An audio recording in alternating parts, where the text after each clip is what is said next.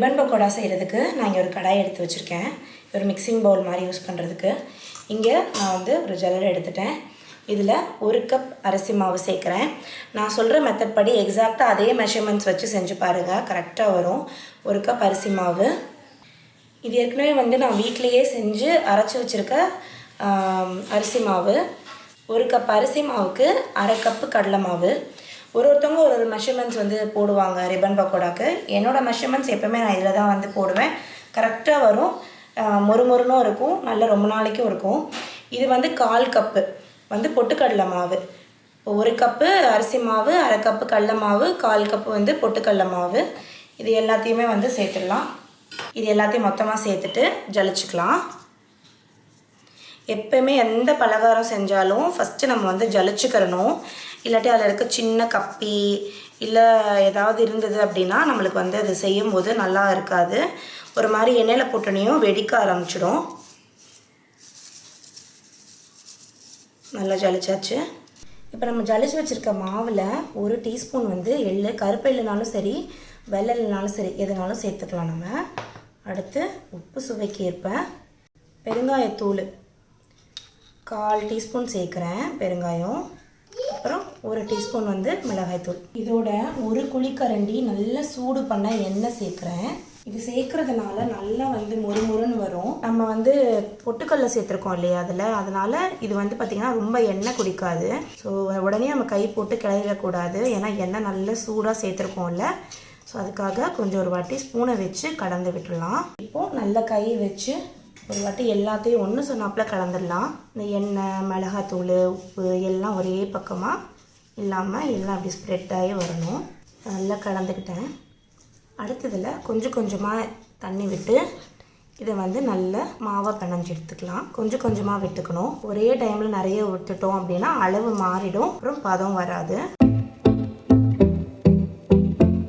நல்லா இந்த மாதிரி பிணைஞ்சிக்கிட்டேன். இப்போது நான் உங்களுக்கு பதம் காட்டுறேன் எப்படி இருக்கணும்னு. இப்போ நம்ம அதை கையில் லைட்டாக எடுத்து லைட்டாக இப்படி பிசைஞ்சு பார்க்கலாம். லைட் பாருங்கள், கொஞ்சம் ஹார்டாக இப்படி அமுக்குனா தான் அந்த சைட்ஸில் இருந்தது வெளில வருது. அப்படின்னா இன்னும் நம்மளுக்கு தண்ணி தேவைன்னு அர்த்தம். இப்போ இன்னும் கொஞ்சம் லைட்டாக தெளித்து நம்ம அதை வந்து இது பண்ணிக்கலாம். லைட்டாக அமுக்குனாலே அப்படி ஃப்ரீயாக வந்து வெளியில் வரணும். அதுதான் வந்து கரெக்டான பதம். ஸோ இப்போ கொஞ்சம் டைட்டாக அமுக்கி வர மாதிரி இருக்குது. இப்போ நான் தண்ணி தெளித்து கரெக்டாக எடுத்துகிட்டு வந்துட்டேன். இப்போ நான் அதை வந்து திரும்ப எடுத்து ப்ரெஸ் பண்ணி காட்டுறேன். ஃப்ரீயாக வருது. ப்ரெஸ்ஸு ரொம்ப லைட்டாக தான் பண்ணேன். ஸோ இதுதான் கரெக்டான பதம். இந்த பாருங்கள், இப்படி எடுத்தோன்னா இப்படி வரணும், இப்படி விழுகணும். இந்த மாதிரி ரெடி பண்ணிவிட்டு சைடில் எடுத்து வச்சிடுறேன். இங்கே வந்து நான் முறுக்கு கோலா எடுத்து வச்சுருக்கேன். இதில் வந்து இன்றைக்கி நம்ம ஓலை பக்கோடா போடுறோம் இல்லையா, அதனால் இந்த ரிப்பன் பக்கோடா தட்டு வந்து உள்ளே போட்டுடலாம். இந்த மாடல் வந்து கீழே இப்படி ஓப்பன் பண்ணுற மாதிரி வரும். இப்படி கீழே வச்சுட்டு இதுக்குள்ளே வச்சுட்டு திரும்ப க்ளோஸ் பண்ணிடலாம். நல்லா டைட்டாக க்ளோஸ் பண்ணியாச்சு. இப்போ இதில் நான் கொஞ்சமாக கையில் எண்ணெய் எடுத்துகிட்டு இது எல்லாத்தையும் உள்ளுக்குள்ளே வந்து தடவி விட்டுறேன். அதே மாதிரி இதுலேயும் எண்ணெய் அப்ளை பண்ணி எடுத்து வச்சுட்டேன். இந்த முறுக்கு கோலா வந்து நம்ம கடையில் அவைலபிளாக இருக்குது. ராஷ் குக்வேர்ஸில் நம்பர் கொடுக்குறேன், செக் பண்ணி பாருங்கள். உங்களுக்கு வேணும்னா வாங்கிக்கோங்க. இப்போ நம்ம இதுலேருந்து ஓலை பக்கோடாக்கு மாவை எடுத்து நல்லா அந்த மாதிரி கிராக்ஸ் எதுவுமே இல்லாமல் வச்சு ஒரு ரவுண்டு மாதிரி இப்படி பண்ணிவிட்டு இதுக்குள்ளே எடுத்து வச்சிடலாம்.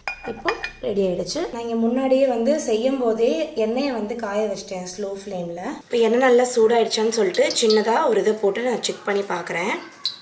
எண்ணெய் வந்து பார்த்திங்கன்னா நான் போட்டிருந்த அந்த ரிப்பன் பக்கோடா மாவு கீழே நிற்குது. அப்படின்னா இன்னும் எண்ணெய் சூடாகலைன்னு அர்த்தம். இன்னும் கொஞ்சம் சூடாகணும். அப்படி போட்டதுமே அது மேலே எழுந்திரிச்சு வரணும். ஒரு 2 நிமிஷம் சூடாகட்டும். இப்போ நம்ம ரெடி பண்ணி வச்சுருந்த ரிப்பன் பக்கோடா மாவை அதில் பிழிஞ்சு விட்டுடலாம்.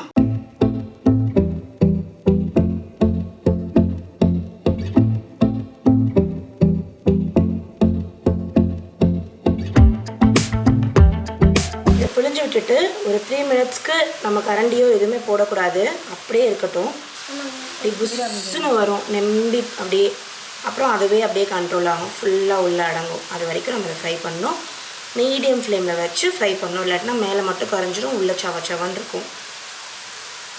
லைட்டாக அதை போட்டு ஷேக் பண்ணி விடுறேன். சும்மா இப்படி லைட்டாக அப்படி நோட்டி விடலாம். அது பார்த்தீங்கன்னா தெரியும், லைட்டாக இதெல்லாம் வந்து இப்படி உள்ள சாஃப்டாக இருக்குது. இந்த பபிள்ஸ் எல்லாம் அதுவே நல்லா அடங்கிரும். அடங்கினதுக்கப்புறம் அதை எடுத்தோன்னா நல்லா மொறுமொறுன்னு வரும். இப்போது நல்லா வந்து ரெடி ஆகிடுச்சு. இது லைட்டாக ஒரு வாட்டி திருப்பி மட்டும் போடுறேன். திருப்பி போடணுன்னு கூட தேவையில்லை. நல்லா ரெடி ஆகிடுச்சு. மொறுமொறுன்னு எடுத்துடலாம்.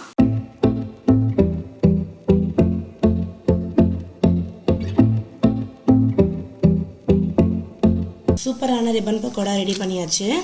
செம்ம கிறிஸ்பியாக வந்திருக்கு. நான் காட்டுறேன்.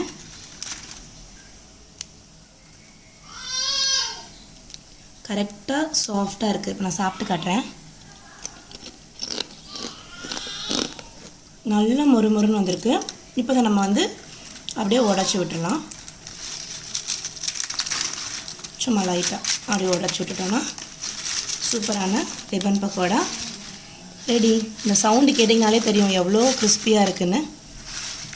நீங்கள் கண்டிப்பாக ட்ரை பண்ணி பாருங்கள். அட்டகாசமாக இருக்கும்.